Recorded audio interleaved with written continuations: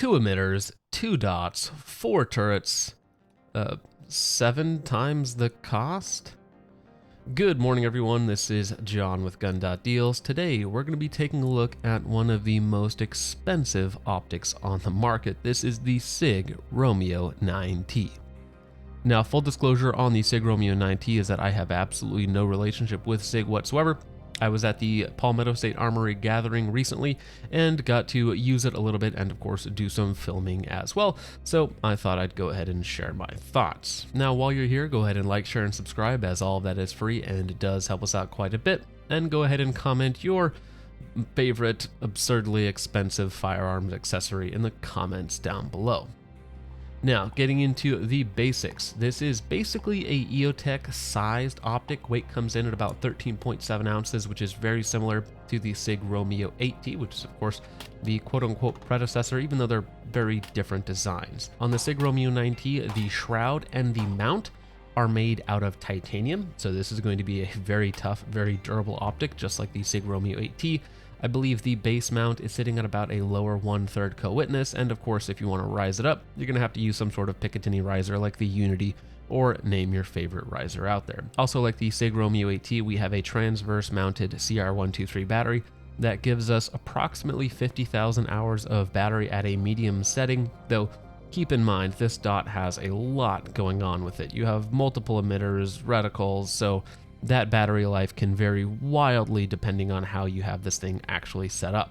Very interestingly, it does have auto on, auto off, but one niche feature that it has that is kind of cool is that it does come with a 10-hour reserve, like emergency power, without a battery. So there's some sort of capacitor or cell in the optic itself that does not require a battery, so even if the battery dies, you still have 10 hours, which should basically get you through whatever you need to get through to where you can find another battery. Now, Sig does claim that the glass is tuned for night vision use with passive aiming, so very, very good light performance. However, it also looks fantastic in the daylight, looks very EOTech-ish, very, very little distortion, basically perfectly flat image, which again, looks fantastic. And with whatever combination of lens coatings they're using, they also say that this limits the downrange signature that you can get off the front of some optics. In terms of the body itself, it does come with a IPX8 waterproof rating, which is fantastic. Also comes with a anti-reflective device, and the 4 turrets, and we'll get to these in just a minute, are in half MOA. Now, the reason you have 4 turrets is you have 2 emitters and 2 dots that are separate, so you have 2 sets of turrets, 1 for each, meaning that you can zero them separately. Now, of course, this somehow drastically increases the costs to approximately $4,000, or maybe a little bit under. Now, getting into the emitters themselves, you have one green single dot, and then you have a red emitter as well with multiple reticle options. You can run one or the other, or you can run both, and because you can zero them separately, you can zero them for different types of ammo. If you had a rifle with a quick change caliber, you could zero it for different barrels, different rifles. So say 300 blackout, you could go between supers and subs and have a zero set up for both. If you're using 5.56, you could have a zero for 77 grain versus just your standard 55 grain ball. You could have different holdovers for different distances, again, zeroing both of them separately. So there are some interesting ways that this optic can be used. However, I think that this is a incredibly niche optic for a very, very special end user.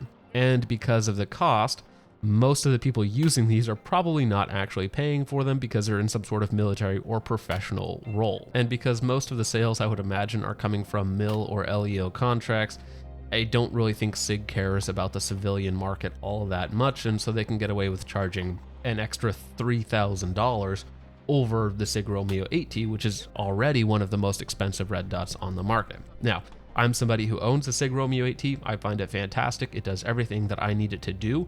While again, there are some interesting applications for the Sig Romeo 9T, they are so niche for the vast, overwhelming majority of people that simply buying another optic or almost any other setup would make more sense than a dual dot that costs $4,000. So let me know what you guys think of the Sig Romeo 9T in the comments down below. If you have any sort of interesting use cases for it, I'd love to hear about that. But with all of that out of the way, guys, thank you so much for watching. I hope you all enjoyed. I will see you in the next one.